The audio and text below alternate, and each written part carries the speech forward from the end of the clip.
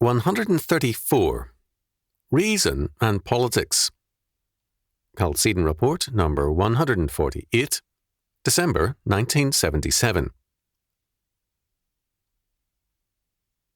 The modern era has seen man not as a religious creature made in the image of God, but as a rational and political animal. This has meant a warping of man, who is viewed not in terms of the wholeness of his being and in terms of God's image, but rather in terms of reason. Moreover, reason took on a new meaning. It now meant an autonomous and final judge over all things, so that man became the working God of the world. Moreover, because man has been seen not only in terms of this new view of reason, but as a political animal, man's answers and salvation take a political form.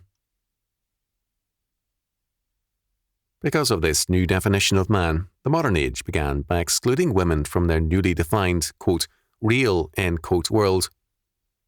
Man, the male, was defined as a rational and political animal. The rational and political aspects were man's male prerogatives, because woman was essentially seen as irrational, and hence, basically, as a human animal. She was thus, in essence, a household pet, to be kept in captivity as a tamed animal. An untamed woman could be a social problem.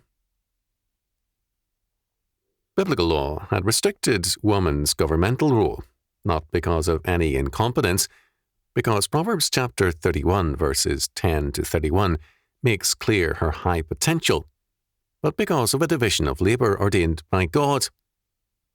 Moreover, the male spheres of church and state are, in Scripture, clearly subordinate to the female sphere of the family. The, quote, limitation, end quote, thus has as its goal the maintenance of the priority of the family in society and in the woman's attention. Now, however, new priorities prevailed. Earlier, the church had claimed priority. Now, the state made the claim, with far greater intolerance and insistence, and the new view of man meant the radical downgrading of woman. Moreover, the exaltation of reason and politics limited the male priority to certain men alone, the man of reason and politics. This meant that Plato's philosopher kings were the true humanity, because they represented reason and politics, and other men and all women were social cattle, animals. Not surprisingly, the modern age saw the worst development of serfdom since the fall of Rome. Serfdom became more oppressive, and the serfs of Europe more and more beaten down and treated as an almost subhuman species. When radicals began to champion the common man, they did so with the basic assumption that these human cattle could only become authentically human under the guidance of the philosopher kings. Basic to this conveyance of the gift of humanity to the peasant and working classes was the politicizing of man. This meant two things. First, man had to be separated from Christianity, the opium of the masses. Since to be a man requires the conversion of man to reason and to politics, no poor peasant or worker could become authentically human, to use a phrase dear to modern theologians, without a separation from his old-fashioned Christian faith. Hence the dehumanizing, quote, shame, end quote, of Christianity had to be wiped out. Second, the means whereby this fallen man was to be remade and rescued was seen as education. The move of the state, therefore, into education was a rapid one.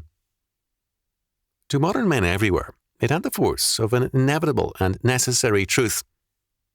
It was seen as the mission of the state to recreate man by means of statist education.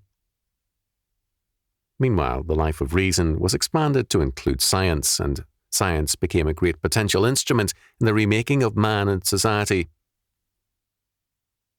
In the theory of scientific socialism, all the basic elements of the new view of man were put together. The politicizing of man, man as reason, and science as the great instrument of reason in the new plan of salvation. The, quote, real, end quote, world was now the world of science, politics, and autonomous reason.